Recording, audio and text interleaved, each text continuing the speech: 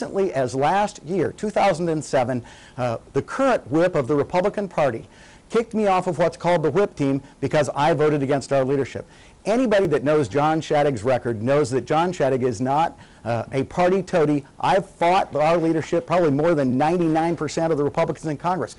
Read any write-up of me in any of the national journals, and they will tell you that I have stood in the way of party leadership time and time and time again. All right, Congressman, repeat that charges he wants to, but it's just too many people talking one time. Congressman, we're out of time, so we're going to have to get to our commercial break. I'm going to give you 8 seconds.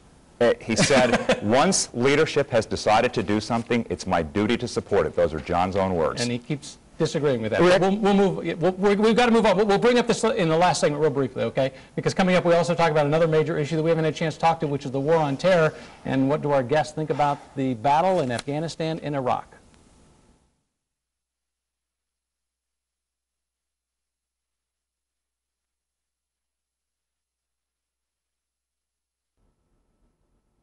Last week, another 138 of Arizona's bravest headed off to fight in Iraq. America's wars in Iraq and Afghanistan may not be on the front pages because of the economy, but for many families, it still remains the only issue that matters. So we want to talk about Iraq and basically how your role is different in terms of what you want to do in Iraq. But Congressman, I do want to give you just a brief chance to finish that thought you had just before we went to commercial break. Thanks. Mr. Lord probably doesn't know it. It's probably been handed to him by his handlers. But the quote he likes to distort about me saying it's my duty to follow party leadership actually came from an interview when a reporter came up to me and said, look, Shadegg, in your career here, you've been very independent. You've crossed leadership time and time again. You've always voted your principles. Now you're running for leadership. This is when I was running for majority leader. How can anybody in the conference believe that if you were elected leader, you wouldn't go off on your own and fight for your principles and not follow leadership? What I explained was, if you get elected to leadership, you get in the room. Once you're in the room, you argue inside the room to have the party go in a particular direction or to have the leadership say this is what we should do. But if you're in that collective leadership room with 4 or 5 leaders, the speaker in those days or whoever, and you lose that fight, at that point, if you're in elected leadership, it is your duty to follow that vote. But Mr. Lord likes to distort that quote like he likes to distort lots of quotes. All right, and I suspect only his handlers know the real quote. All right, we need to get to talk about the war, because that's a significant issue that somehow seems to get moved to the back burner these days. And Mr. Lord, I'm going to let you start off talking about this. Thanks, Rick. What do you want to see done in Iraq? What do you want to have happen? Rick, I've been meeting voters since early this year, walking the district, and I met an Iraq war veteran just recently. And he asked me about that, and I explained to him that we not only have to be tough in this war on terror, we have to be smart.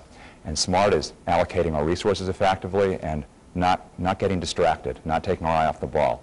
When we chose to go into Iraq, we took our eye off the ball, and we let al-Qaeda and the Taliban regroup over there in Afghanistan. So what do we do now? That's where we have to, the Iraqi government has said that it's ready to stand up on its own 2 feet, and we have to respect that. We have to begin a responsible withdrawal from Iraq.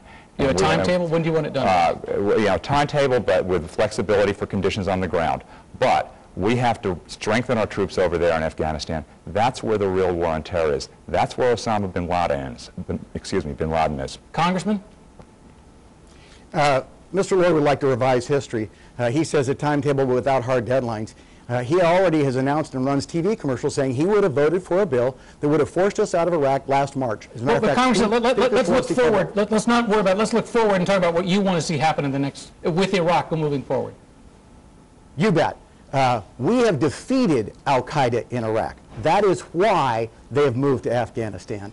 And that's been a great victory. Had we pulled out when Mr. Lord would have had us pulled out, that wouldn't have happened. What do I want to see us do? I want to see us continue with the surge, which is working, continue handing over the responsibilities of that war to the troops we've trained, and then get out of Iraq as soon as we can, which I think our generals will tell us is coming forward. We've already dropped troop levels and we'll be dropping more, and turn that war over to them.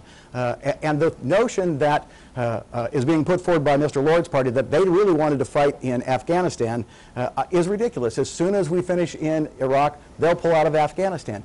This is a global war on terror.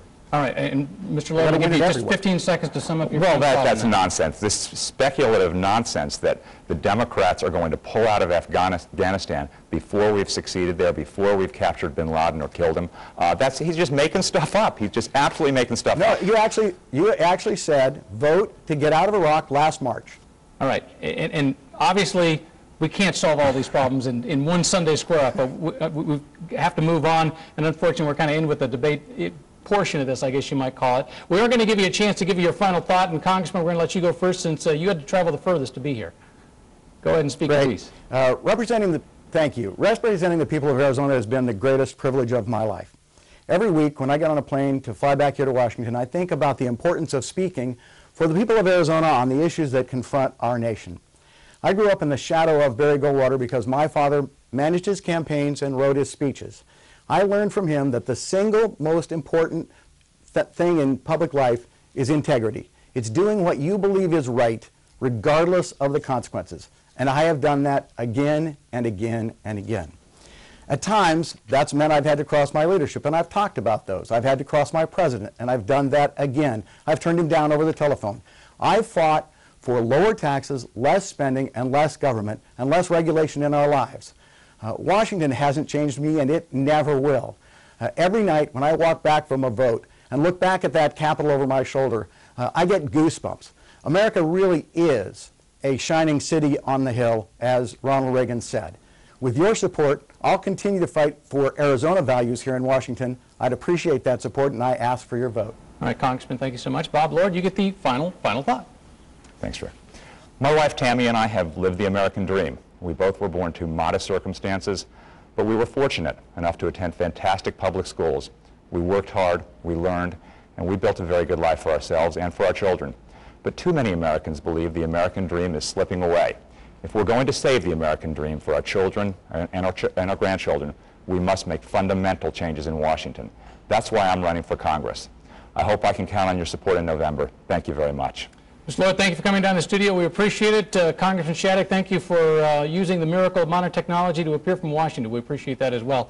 We also want to remind you that you can be a part of our program by sending your questions or comments to sundaysquareoff@12news.com. And make sure you join us next Sunday when our guest will be 1st Congressional District candidate Sidney Hay in Ann Kirkpatrick.